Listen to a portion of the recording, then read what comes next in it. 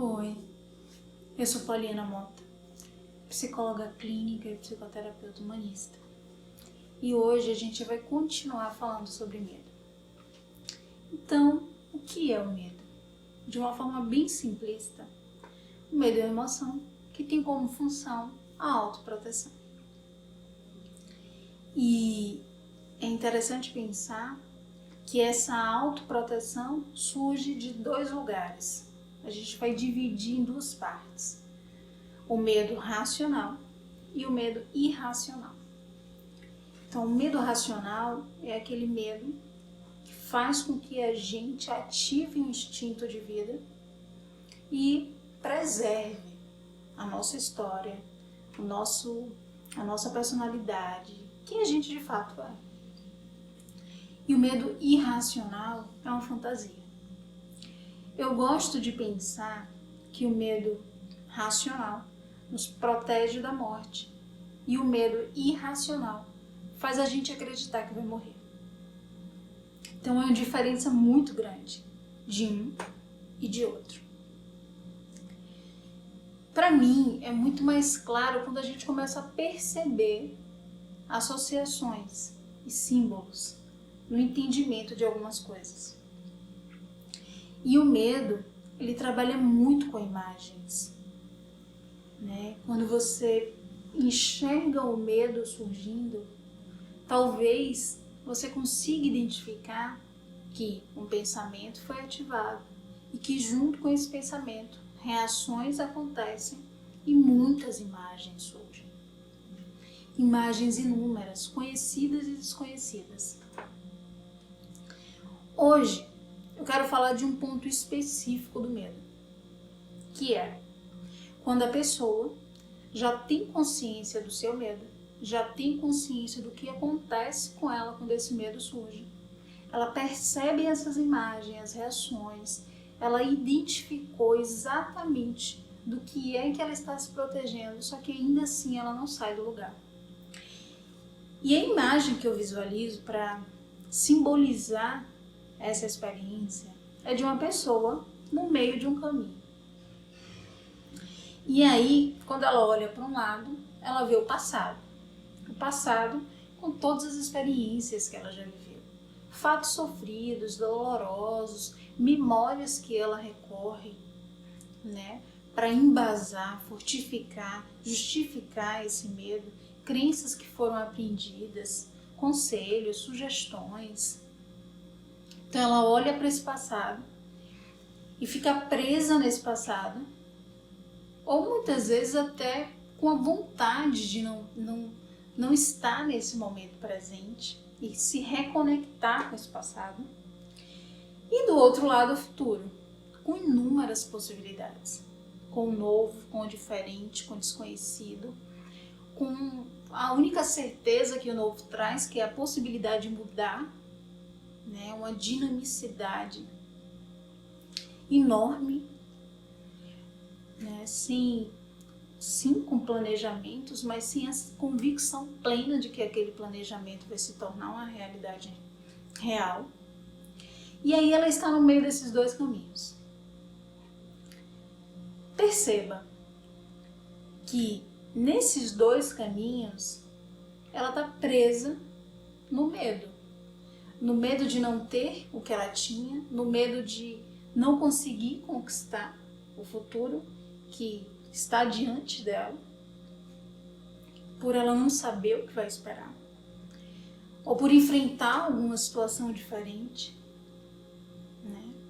Então, quando ela está presa nesse meio, ela precisa fazer uma escolha. E eu acredito que essa é a escolha que todo mundo que tem muito medo precisa fazer. Que é: eu vou me iludir acreditando que de alguma forma eu consigo viver com as fantasias do passado, com as histórias do passado, ou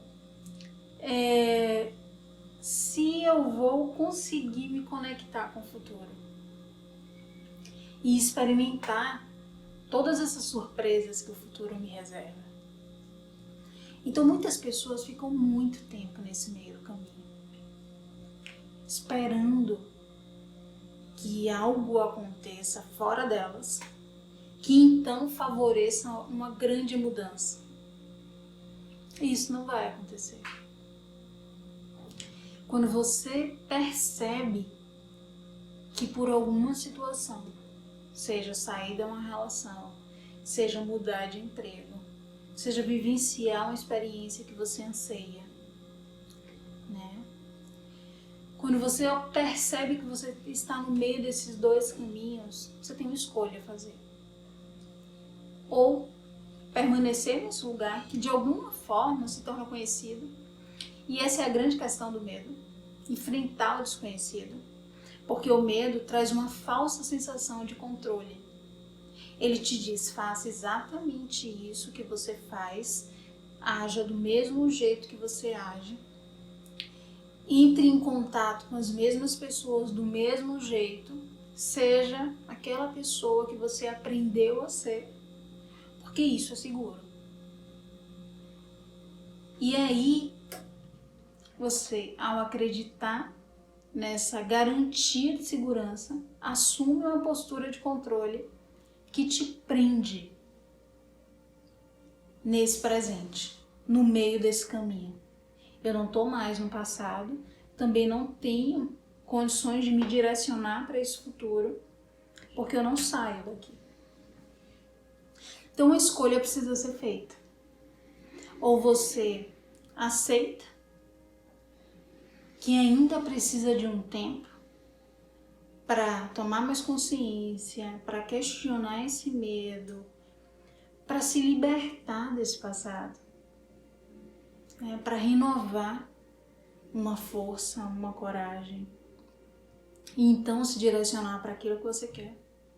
Ou você segue em direção àquilo que você quer. E é interessante pensar que muitas vezes a gente quer promover uma mudança cheia de coragem, muito bem resolvida, sem nenhuma insegurança. E em alguns momentos, quase todos, isso não será possível. E aí, essa é a questão.